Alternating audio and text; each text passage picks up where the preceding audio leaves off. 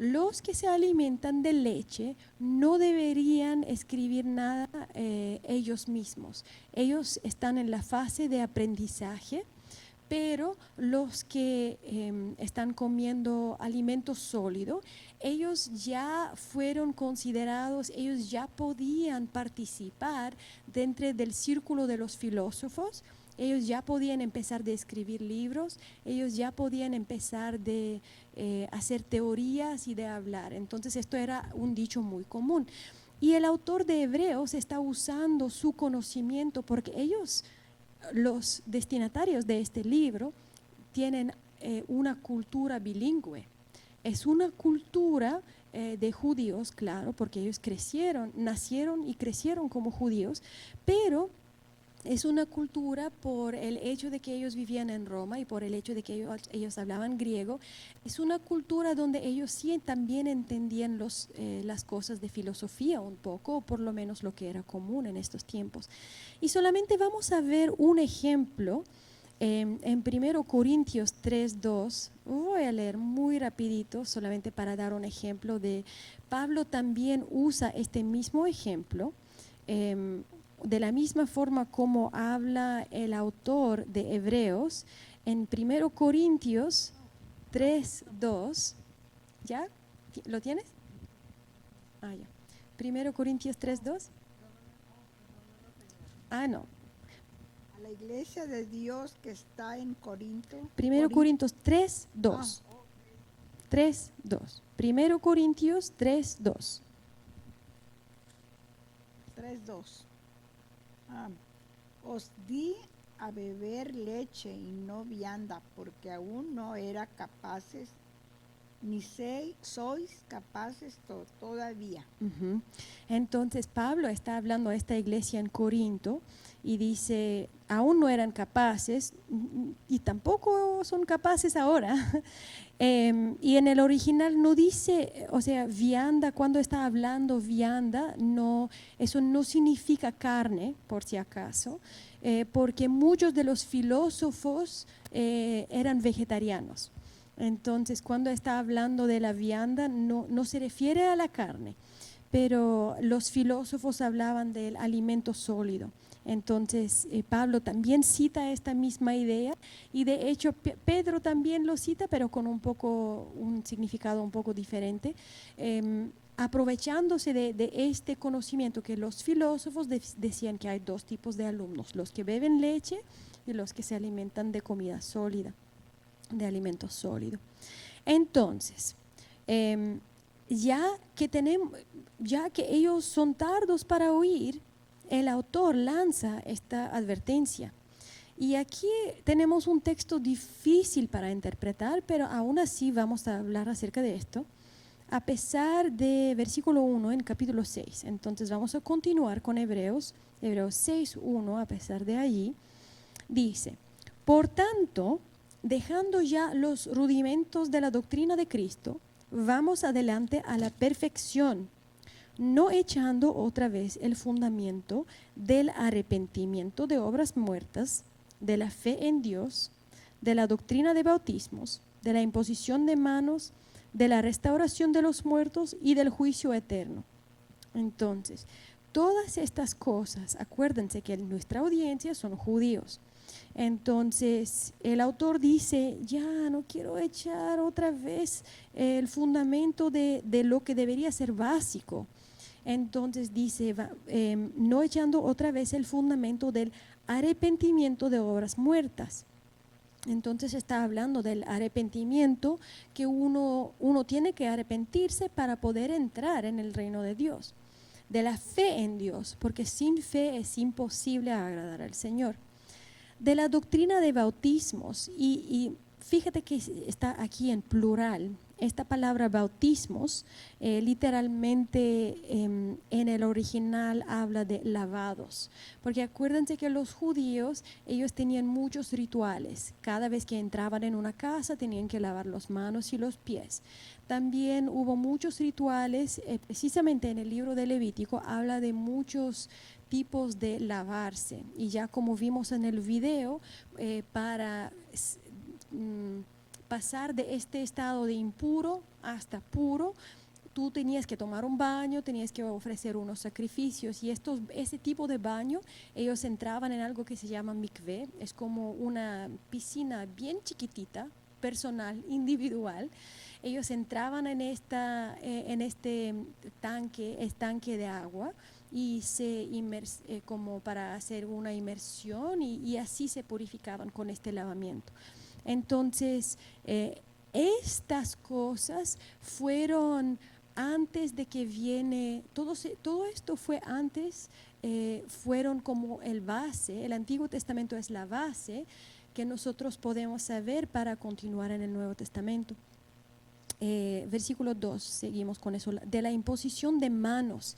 Y nosotros hemos visto, tenemos muchos ejemplos de la imposición de manos, pero mayormente hemos visto en los evangelios y en el libro de Hechos que fue por la imposición de manos que la gente recibía el Espíritu Santo y recibieron dones. Entonces fue por la imposición de manos, que era algo muy importante para la iglesia primitiva.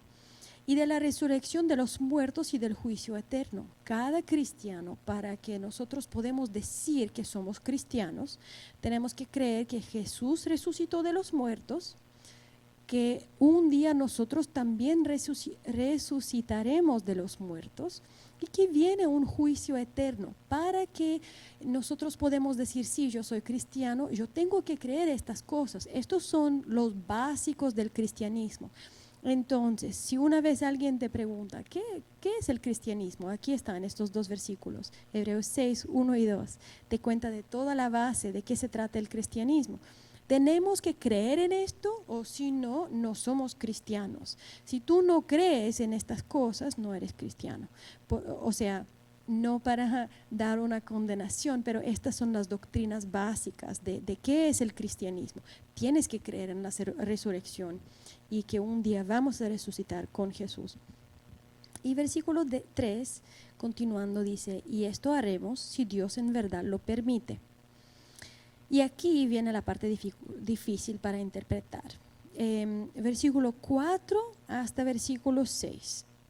Porque es imposible que los que una vez fueron iluminados y gustaron del don celestial y fueron hechos partícipes del Espíritu Santo, y asimismo gustaron de la buena palabra de Dios y los poderes del siglo venidero, y recayeron, sean otra vez renovados para arrepentimiento, crucificando de nuevo para sí mismos al Hijo de Dios y exponiéndole a vituperio. Ok. Parece un poco, bueno, dependiendo de cómo es su trasfondo y cuál es la doctrina que le enseñaron a ustedes, hay varias maneras de interpretar este versículo. Entonces vamos a hablar acerca de todas las posturas. Es muy importante que nosotros, como estudiosos de la Biblia, no llegamos al texto bíblico diciendo esto es lo que el texto significa y ya haciendo teorías. Es muy importante que nosotros llegamos al texto bíblico y decimos, bueno, esto es lo que el texto parece que esto es lo que el texto dice. Ahora, antes de interpretar el texto, quiero mencionar alguna cosa para nosotros. Hay dos escuelas de pensamiento.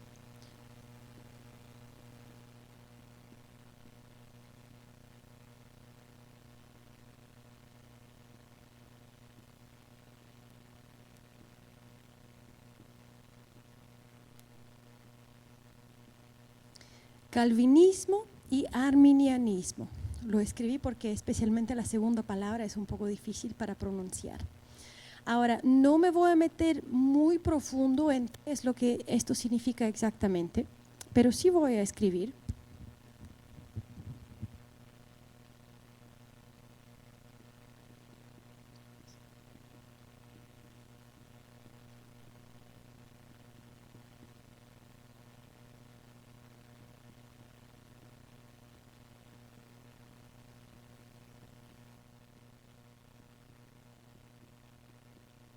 Ok, esto es el debate.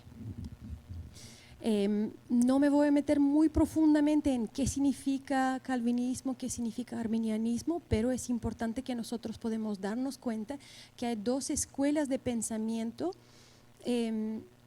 y si uno se inscribe en esta escuela o en esta escuela va a interpretar el texto de una forma diferente. Ahora, Juan Calvino escribió muchas cosas, pero la idea básica es que los calvinistas tienen un entendimiento muy elevado de la soberanía de Dios. Y los seguidores de Jacob Arminius, que de ahí viene el arminianismo, ellos tienen un pensamiento muy elevado del libre albedrío. ¿Qué es el libre albedrío? Ustedes saben, ¿cierto? Poder decidir para nosotros, ¿cierto? El libre albedrío, muy bien. Entonces, los calvinistas tienen una vista tan elevada de la soberanía de Dios que ellos dicen, entre otras cosas, que es Dios quien decide quién va a ser salvo. O sea, los calvinistas dicen que Dios, antes de la fundación del mundo, predestinó a algunos para salvación. Y ahora hay diferentes tipos de calvinistas. Hay calvinistas que son hipercalvinistas y hay otras que son como un poco menos fuertes. Pero el calvinismo en sí enseña que fue Dios quien escogió. O sea, Dios miró y dijo, tal persona, yo quiero que esta persona sea cristiana.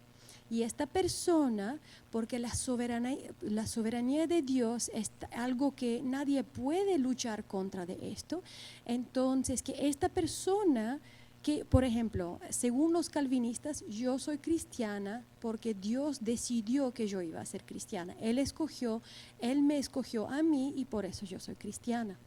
Los arminianistas, ellos tienen una vista muy elevada del libre albedrío. Entonces, ellos dicen, Dios no dice nada. Dios te deja y tú puedes escoger si tú quieres ser cristiano o no.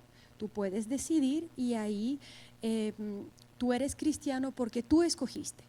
Entonces, esta postura es Dios escogió y por eso tú eres cristiano. Y esta postura es tú escogiste y por eso tú eres cristiano. Ahora, eso tiene implicaciones. Los calvinistas dicen, Dios escogió el cristiano y esto significa que la salvación no se puede perder. Esto es la implicación de esta postura, que los que son salvos, ahora nosotros no sabemos, según los calvinistas, nosotros no sabemos quién es salvo, o sea, quién Dios escogió y quién no escogió. Según los calvinistas, el número es bastante grande, entonces, y nosotros ni siquiera sabemos. Entonces, sí tenemos una obligación a predicar el evangelio, porque no sabemos quiénes son los que Dios escogió. Pero es Dios es Dios quien escogió porque Él es soberano y nadie puede resistir a la voluntad de Dios. Lo que Dios quiere es lo que va a pasar. Los calvinistas no niegan que el hombre tiene libre albedrío, pero dicen que el libre albedrío del hombre se someta a la soberanía de Dios. O sea que tú eres libre para escoger, pero si Dios quiere que pase algo, esto sí o sí va a pasar. Y los arminianistas, ahora, ellos no están diciendo que Dios no es soberano, ¿cierto? Pero ellos, los arminianistas, dicen que Dios escoja de no ejercitar su soberanía para que nosotros podemos tener libre albedrío. No sé si se entiende un poco. Entonces son dos pensamientos diferentes. Ahora, nosotros no estamos aquí para decidir cuál de estas posturas es la correcta, pero es importante saber los dos. Y los calvinistas ellos citan versículos solamente para que nosotros podamos entender de qué se trata. Vamos a ver en Romanos capítulo 9, vamos a leer de dónde sacan ellos esto para poder entenderlo, ¿cierto? En Romanos 9, ¿quién puede leer en Romanos 9? Vamos a leer a partir de versículo 6 hasta 13. Romanos 9 de 6 a 13. 6. No que la palabra de Dios haya fallado, porque no todos los que descienden de Israel son israelitas, ni por ser descendientes de Abraham son todos hijos, sino en Isaac te será llamada descendencia. Esto es, no los que son hijos según la carne son los hijos de Dios, sino que los que son hijos según la promesa son contados como descendientes. Porque la palabra de la promesa es esta: por este tiempo vendré y Sara tendrá un hijo. No solo esto, sino también cuando Rebeca concibió uno de Isaac, nuestro padre, pues no había aún nacido, ni había hecho aún ni bien ni mal, para que el propósito de Dios conforme a la elección permaneciese, no por las obras, sino por el que llama. ¿Te sigo? Ajá, hasta el versículo 13. No. Le dijo el mayor, servirá al menor, y como está escrito a Jacob,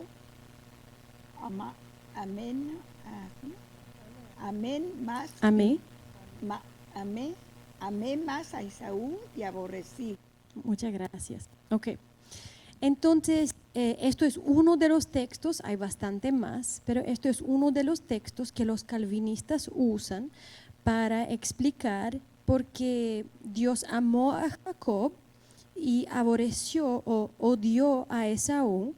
Y en versículo 11 dice, no habían aún nacido, ni habían hecho aún ni bien ni mal, para que el propósito de Dios, conforme a la elección, permaneciese, no por las obras, sino por el que llama. O sea, Dios escogió, Dios dijo, Jacob es el hijo por quien viene la promesa. Dios escogió. Y no hubo nada que Jacob hizo, ni nada que Esaú hizo, sino que Dios escogió y ya, eso era. Y también en Romanos 8 hay bastantes versículos, en Efesios capítulo 1 también habla mucho, Pablo habla mucho acerca de esta idea de elección, que es Dios quien elige, es Dios quien decide. Y una vez que Dios decidió algo, que nosotros simplemente respondamos, contestamos a la elección de Dios. Ok. Entonces, esto es lo que dicen los calvinistas. Ellos se basan mucho en estos versículos. Y la implicación, ya que Dios escoge, esto significa que la salvación no se puede perder. O sea, que no hay nada que tú puedas hacer para perder tu salvación. Una vez que eres salvo, ya eres salvo. Ok. Los arminianistas dicen, yo escogí a Dios, entonces es posible que yo puedo escoger a apartarme de Dios. Y es exactamente ese texto en Hebreos 6, de 4 a 6, que los arminianistas toman para decir, mira, yo podría apartarme de Dios. Así que nosotros vamos a hablar de este texto y vamos a hablar simplemente lo que el texto dice. ¿Se puede perder la salvación? ¿Sí o no? Ok, vamos a ver. O sea, no, esto es simplemente el principio de esta conversación. Yo no les voy a dar ninguna conclusión, pero vamos a ver el texto mismo. Entonces dice, ¿cuáles son los argumentos? Los calvinistas dicen que este texto, que la razón por qué este texto, la razón por qué esto no es, pues que no se puede perder la salvación, los calvinistas dicen, bueno, estas personas no fueron cristianos, no fueron verdaderos cristianos, y por eso porque nosotros vemos ejemplos en la iglesia, personas que estaban en la iglesia y después se fueron. Tenemos ejemplos de la vida real. Y los calvinistas dicen, bueno, estas personas que se apartaron y se fueron de la iglesia, ellos no fueron salvos, ellos no fueron verdaderos cristianos, y por eso, de verdad, o sea, tenían la apariencia que Dios les escogió y que son cristianos, pero no fueron verdaderos cristianos, y por eso Dios permitió que ellos se vayan. Ya. Entonces, ¿qué dice el texto? Hebreos 6:4. Porque es imposible que los que una vez fueron iluminados, ok, vamos a analizar esta palabra, iluminados. Esta palabra iluminados está usada en otros lugares para hablar de personas que son cristianos. Tenemos un ejemplo aquí en el mismo Hebreos 10:32, yo lo voy a leer.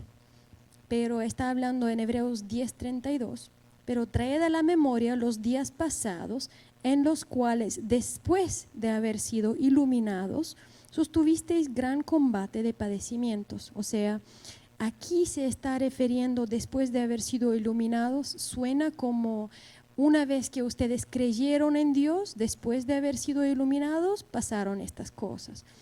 Pero también tenemos un ejemplo, digamos en 1 Tesalonicenses, lo voy a leer, en 1 Tesalonicenses 5:5, tenemos un otro ejemplo. Aquí está Pablo quien está escribiendo. En 1 Tesalonicenses 5:5 dice, porque todos vosotros sois hijos de luz e hijos de día, no somos de la noche ni de las tinieblas. Otra vez Pablo está usando esta palabra luz, y tenemos otros ejemplos en el Nuevo Testamento, pero la palabra luz o iluminados normalmente es sinónimo con alguien que es salvo, o sea, que es cristiano, que es verdadero. Pero sigamos, Hebreos 6:4 dice, es imposible que los que una vez fueron iluminados y gustaron del don celestial, ¿ok? Y algunos dicen, ¿viste? Ellos solamente gustaron, o sea, era como una probadita. Ellos probaron un poco de la salvación, o sea, de ser cristianos, fueron a la iglesia, capaz que tenían comportamiento de ser cristiano, pero fue una probadita. Ellos gustaron del don celestial. Pero es difícil decir esto, porque si nosotros vemos el mismo autor de Hebreos en 2:9, está hablando de Jesús, y en el 2:9 dice, hablando de Jesús, dice, a causa del padecimiento de la muerte, para que por la gracia de Dios gustase la muerte por todos. O sea, el autor en Hebreos 2:9 está diciendo que Jesús gustó de la muerte. Y nosotros no creemos que era una probadita, porque, o sea, o mueres o no mueres. Cuando Jesús murió, Él murió. Él gustó de la muerte, y cuando el autor está usando esta palabra gustó de la muerte, no está diciendo que Jesús, pues no se puede gustar algo como una probadita. Entonces, también estamos hablando de gustaron del don celestial. Y bueno, otros dicen, ya, ¿qué es este don celestial? ¿Será que está hablando entonces del Espíritu Santo? Pero nosotros está hablando del Espíritu Santo un poco después. Entonces, el don celestial en otros lugares se está refiriendo a la salvación. Entonces, esta metáfora, gustaron del don celestial, está hablando de personas que fueron salvos, que recibieron la salvación. Y dice, y fueron hechos partícipes del Espíritu Santo. Entonces algunos dicen, bueno, capaz, porque hay dos maneras de interpretar eso. Algunos dicen ya, cuando dice fueron hechos partícipes del Espíritu Santo, puede ser que se está refiriendo en los evangelios y en el libro de Hechos. Nosotros vemos que una vez que alguien es salvo, que esta persona recibe el Espíritu Santo. Es lo que nos dicen los evangelios y el libro de Hechos. Incluso en el libro de Juan, capítulo 14, Jesús habla de la salvación como la persona que recibe a Dios y va a tener el Espíritu Santo, y de su interior van a correr como ríos de agua vida. Entonces, de verdad, como el Espíritu Santo va a correr ríos de agua viva dentro de ellos. Entonces, los demás dicen, pues capaz que cuando dice fueron hechos partícipes del Espíritu Santo, está hablando de personas que fueron a la iglesia y allá hubo los dones del Espíritu, hubo una manifestación del Espíritu Santo, y así ellos fueron hechos partícipes, no que ellos experimentaron la salvación, pero ellos fueron hechos partícipes del Espíritu Santo porque allá hubo un mover del Espíritu, fue una iglesia pentecostal y ellos participaron así. Y dice, pero de verdad ya son muchos argumentos, y dice, y asimismo gustaron de la buena palabra de Dios y los poderes del siglo venidero. Y en el Nuevo Testamento, cuando está hablando de poder, muchas veces se está refiriendo a, o sea, cuando el Nuevo Testamento habla del poder, está hablando de la resurrección. Veamos solamente, yo voy a leerlo para que sea capaz que más entendible. En Romanos 1:4, nosotros vemos solamente un ejemplo, pero el Nuevo Testamento habla muchas veces acerca de la palabra poder.